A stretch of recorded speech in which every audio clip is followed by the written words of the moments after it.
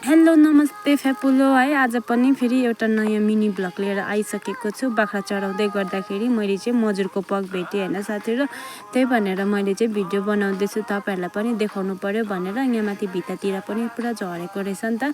अन्त यहाँ माथि रुखमा चाहिँ बस्दो रहेछ नि त मजुरहरू कि, अन्त त्यही भनेर चाहिँ त्यसको पग चाहिँ भुइँतिर झरेको रहेछ है साथीहरू।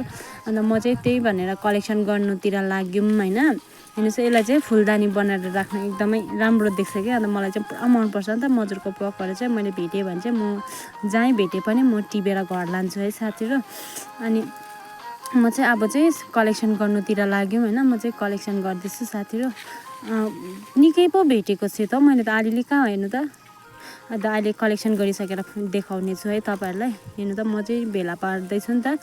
अन्त निकै नै पो झरेको थियो नि त, खै कुन त हुनु चाहिँ कतिवटाको झरेको हो त्यो चाहिँ याद भएन। मैले कलेक्सन पनि गरिसक्यौँ होइन साथीहरू। बाख्रा पनि चढ्दैछ हेर्नु त। म निकै पो पाएँ मैले त। अन्त मैले चाहिँ घरमा लगेको थिएँ नि त।